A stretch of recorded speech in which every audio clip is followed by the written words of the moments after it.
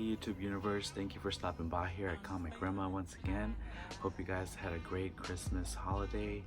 Um, I've been sick for most of the holiday seasonal week, and I just wanted to jump in and contribute to the thread that's going on for Soul Brother #1, and it's a tribute video, so it's just showing the albums that you have of Soul Brother #1. Just wanted to jump on board on this one, and unfortunately, I was going through my record albums, and I only have 2 records from Soul Brother #1. The first one is this greatest hits compilation of Rhino Records from 1985. Oh, masterful album right here. If you ever see this in the wild, go ahead and pick it up. Has a lot of his hits on here. It's magnificent.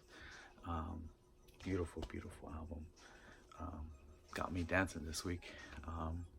Then I have this also compilation double disc single album from the 90s. This is from 93, Scotty Brothers Records, and the songs from this are from the album Universal James. And just like, look at the design of that, it's beautiful. And beautiful pictures of James on the back here. Magnificent. So I wanted to make this a quick video. Just wanted to kind of talk about a couple of things that I kind of learned through looking at this liner notes and just going back into the history of who James was and the innovation that he did with the music. Just magnificent that he had that genius to transmit so much creativity and innovation and be a catalyst for all these new genres that were created in modern music, like hip-hop, funk, and soul, and everything else, that all these innovators in music also were influenced by him, created all these new styles of music in the future. So you know, James Brown, he grew up in a time where he was actually a cotton picker as well. Think about him, he always liked having really clean, shiny shoes. He was a workaholic. He always worked, you know, to the fullest. Just reading this liner notes, these are one of the best liner notes I've ever read in an album. These are from Don Waller. He, you know, he interviewed James Brown a few times, so he talks about, you know, a few instances that he had conversations with him and kind of met with him, just talked with him. And I love the stuff that James said to him and the stuff that was quoted from him. So I'm going to talk about a couple of things that kind of stood out for me.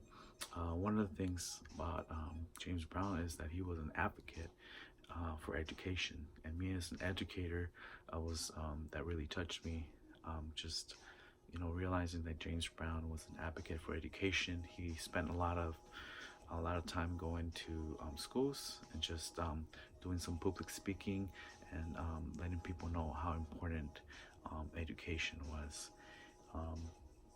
He also talked about how, you know, don't waste time, and how time is very valuable. There's a quote on here where he was talking about how James Brown was saying that he starts working since when he opens his eyes until he goes to sleep. So that kind of gives you a little insight into what kind of man this was. But one of the things that stuck out to me, a couple of things, is that he has this insight on God. One of the quotes was, soul music is the music that with God's help I created. It was never before. See, soul music is not the blues. We may have some chords that might be used in the blues, but soul has a gospel overtone with jazz licks. No blues changes. Putting blues together has never been my thing, because I doubt blues was so limited, unless it was progressive blues, and progressive blues is jazz, see?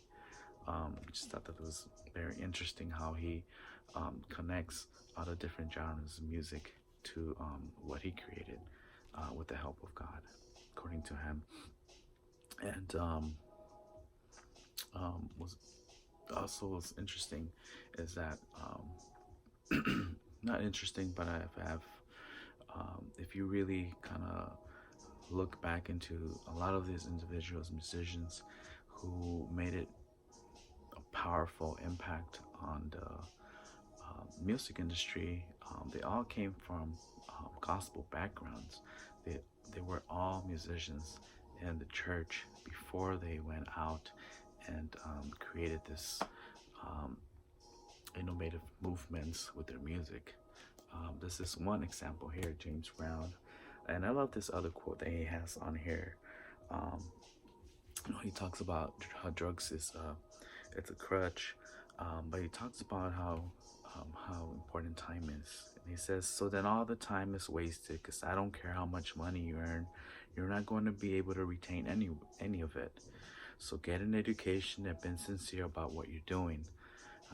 He goes back to saying how important education is. Try and keep your act together. Remember what the Bible says. Honor thy father and thy mother. I mean, don't get so hip that you can't listen to your maker, to your family and your parents, and believe that there is somebody greater than all of us doing it all for you, because you're only a messenger for the Spirit. You're not doing it on your own. You can forget that. That's the insight that he had on the music, as being a messenger. And it's very, very, very powerful. I mean, some of his songs had a powerful message in them if you really listen to the words. And I want to end with an album that I was listening to this week, and it's a legendary album, an innovative album that has not crossed, but has crossed the continent and just influenced so many other people. And this is the debut album of DJ Shadow. This album came out back in '96, I believe. And this was an album that DJ Shadow created over years of listening to vinyl records and sampled a lot of music. And he just touched so many records and music and individuals, and then created this masterpiece work of instrumental hip hop, DJ mixes of different musics, and created this masterpiece. That's the best way I can kind of describe it right now. But not to go too much into this, what caught my attention was that DJ Shadow did some liner notes, small liner notes on this, and he credits a lot of the innovators and people who have influenced him. And he notes James Brown on here.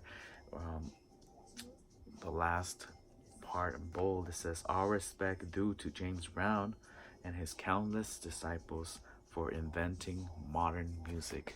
So he credits James Brown for creating modern music on the liner notes here. I just thought that was very special, very timing for this video, since I was listening to both those albums this week.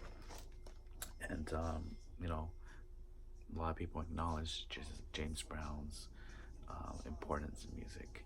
And I just want to go ahead and wish everyone a happy new year, and I hope to be more in contact with you the following year. Probably in the next video I'll show a little bit more of my New Year's resolutions, and I will also be putting out a couple of videos of my favorite albums from 2019 and my favorite albums from the past decade to share with you guys.